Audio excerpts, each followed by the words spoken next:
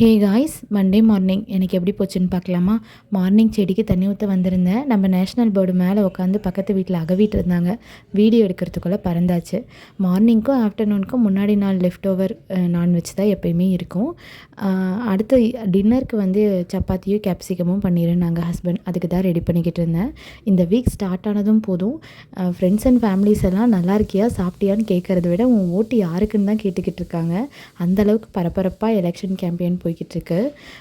என் ஓட்டு யாருக்குன்னு சொல்கிறதுக்கு முன்னாடி எங்கள் அப்பா எனக்கு சொன்ன ஒரு விஷயத்த சொல்லணும்னு நினைக்கிறேன். நான் ஸ்கூல் படிக்கும் போது அப்பா கிட்டே போய் கேட்டேன், அப்பா நான் யாருக்கு ஓட் போடணும், நீங்கள் ஓட் போடுறவங்களுக்கு தானே போடணும் அப்படின்னு சொல்லி.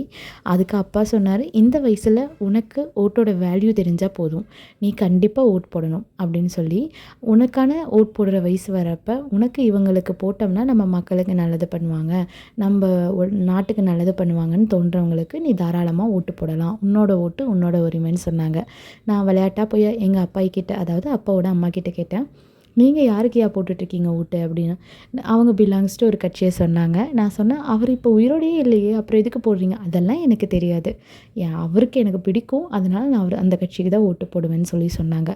அவங்களோட பகுத்தறிவு அவ்வளோதான் இருந்துச்சு. ஆனால் இப்போது நான் ஆஃப்டர் மேரேஜ் ஆகி வந்ததுக்கப்புறம் என் ஹஸ்பண்ட் வந்து பிலாங்ஸ் டு அவருக்கு ஒரு கட்சி பிடிச்சிருக்கு அப்படின்னா இப்போ என் குழந்தைக்கும் அதே நீடிக்குது. எனக்கு கிடைச்ச சுதந்திரம் என் குழந்தைக்கு கிடைக்குதானா ஒரு பெரிய கொஸ்டின் மார்க்கு தான்.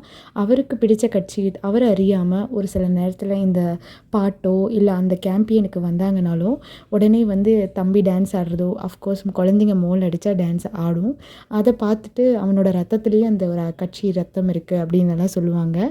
எனக்கு வந்து நான் அப்பப்போ ஒவ்வொரு டைமும் என் ஹஸ்பண்ட்க்கு புரிய வைக்க ட்ரை பண்ணுவேன். அஃப்கோர்ஸ் உங்கள் ஓட்டு உங்கள் உரிமை, நீங்கள் யாருக்கு வேணால் ஓட் போடலாம்.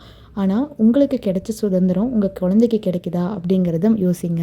உங்களுக்கு பிடிச்சவங்களுக்கு நீங்கள் ஓட் போடுற மாதிரி நாளைக்கு அவங்க நமக்கு பிடிச்சவங்களை விட்டுட்டு சரி எது தப்பு எதுன்னு தெரிஞ்சு எந்த கட்சியில் சரியான கொள்கை இருக்குது, எந்த கட்சிக்கு ஓட் போட்டால் நம்ம பீப்புளுக்கு நல்லது நடக்கும் அப்படின்னு தெரிஞ்சு ஓட் போடுறாங்களாங்கிறது கவனித்து பாருங்கள்.